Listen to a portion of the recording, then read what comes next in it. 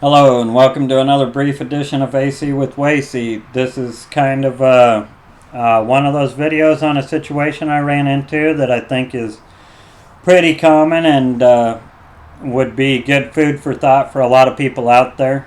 So what the situation is I have a customer whose system is completely down, blew a major hole in a coil and can't hold Freon.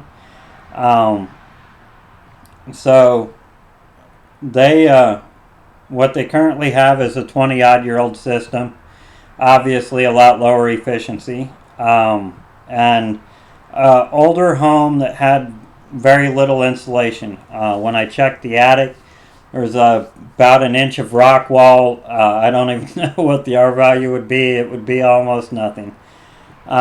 So we knew we had to replace the system. They were very concerned about their utility bills and wanting something efficient.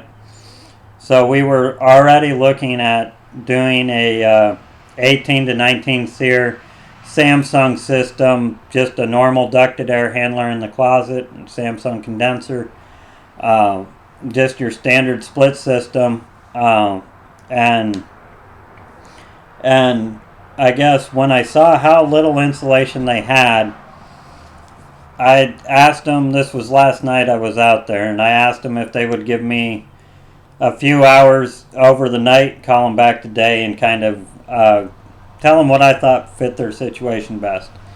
So I got on the phone with Terry with Lone Star Insulation, a very good company, kind of based out of Weatherford, do a lot of our area here. If you have a chance, you have insulation needs, hit them up. They're a good company, care about what they do, care about their customers. But anyways, I hit him up to move the insulation up to an R38. Came out to about $1.10 a square foot, which for this particular home, they're running 1900 square feet. Just touch over that. But figure 2,000 comes out 2,200. So with changing that insulation, I was already doing a heat load on the home. Being as it was an older home, I wanted to make sure that the system that they had wasn't oversized to start with. It was a 4 ton, so it looked pretty close, but it was close. So I had already done the heat load with their current insulation. The 4 ton was about right, and I bumped that insulation value up to an R38, and it dropped the size of the air conditioner about a ton. We're going to be going back with the 3 ton, again a Samsung high efficiency. One thing with the efficiency stuff that a lot of people don't think about, a 4 ton uses more power than a 3 ton. 3 ton uses more than a 2, etc., etc. So, with the efficiency that they're going to save by doing the 19 SEER versus the standard 14 SEER, or 14 SEER 2 now, I guess. Sorry. They'll be gaining, 20-25%, somewhere in there. But they'll also have added savings because it's a smaller unit versus the larger one. And then the savings from the insulation as well. They are on United Co-op for power. Those of you that have United Co-op here in the Erath County area, if you're not aware, they do rebates for higher efficiency equipment. They also do rebates for insulation, and they do rebates for updated thermostats. So all totaled, all of that stuff, their cost of doing the insulation and the 3 ton 19 SEER comes out roughly equal, just a touch cheaper than doing the 4 ton 18-19 SEER and not doing the insulation. So basically they're going to spend the same money. They're going to have a better insulated home that helps them all year round and for the lifetime of the insulation, which, as most people know, is a lot longer than the lifetime of a unit. But in addition to that, they're going to be saving power by moving the size to what the home will require with the new insulation. So overall, it's going to be a lot better fit for the homeowner. I'm not going to lie, I would make more money doing the larger unit. Um, I don't I don't get kickbacks from the insulation companies. The homeowner will get to spend roughly the same amount of money. I'll make just a touch less, which is fine with me because my customer is going to be comfortable. They're going to be saving more power. That unit's probably going to last longer being properly sized. And their utility bills month to month will drastically drop, especially through the heating season. So, if you have a system that's out and you're looking at replacing it, make sure if you're in an older home or you know your insulation's not good. I mean, not every AC company will do it, but make sure that you're using someone that will go through the extra steps and figure that out for you. Because for this particular homeowner, again, a lot of this is calculation that's based on a lot of variables that make it an inexact science as far as how much power you're going to save.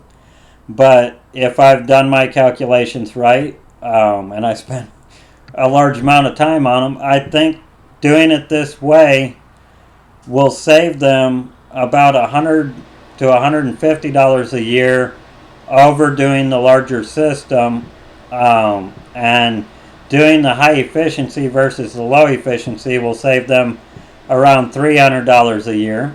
So $450 in savings. So they'll be for the next 10 years. I always figure it 10 years because that's warranty time on the system. They will recoup around $4,800 worth of that cost just in energy savings. But on top of that, United Co-op, to string back to that thought, United Co-op does rebates for improving your insulation, improving your thermostat, improving the efficiency of your equipment. And on this particular case, this homeowner and the amount that they're adding in insulation, etc., it comes out to around $1,000. So from the time that I walked in there yesterday, these are longtime customers. They've always been really good customers. Had I just told them we're changing it out with the 4-ton, we're going to do this 18 SEER because it's more efficient, changed it out, never looked at the insulation, they still would have had a good system. It still would have cooled the home, but they would have spent more in power. They would have still been running with no insulation or very little insulation, and I would have made out all right. But if you have this type of setup, you know your insulation is bad, you know it's an older home, take the time, even if your AC guy doesn't do it, and don't be pushed into a quick sale. I know it might suck to be a day or two, or in this case, to get the higher efficiency equipment, it's going to be 3 days. But they'll be a couple days longer, but over the lifespan of that equipment, they will be much better off. So don't be pushed into that quick decision. I know there's situations to where you need it and you need it now. But if you think you can go a couple of days, take a day and do the research. See how much it'll cost to boost that insulation. Do a new heat load on your house. See if it changes the size of the equipment. Normally it will. And just make sure that when you're making this kind of investment that you actually take the time to consider all the variables. And as much as I love making money as an AC guy, I do like knowing that my customers are getting the most efficient, comfortable home possible. And sometimes that means taking away from what we're doing and allowing an insulation guy to go in there and do what they do and provide them with a good service. Make sure it's a good insulation company. But anyways, just kind of food for thought. Like I said, in this situation, it worked out to where the homeowner is going to spend a similar amount of money, plus get added rebates, plus get added energy savings. So it's going to be a lot better deal for them in the end. So when you have your system go out, and they all go out eventually, just be aware of your situation and try to work through the variables.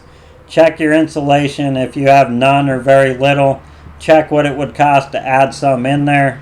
Check how it changes your AC system. You might be a lot better off in the long run. That's kind of all I have for today. I appreciate you stopping by, and we'll catch you next time.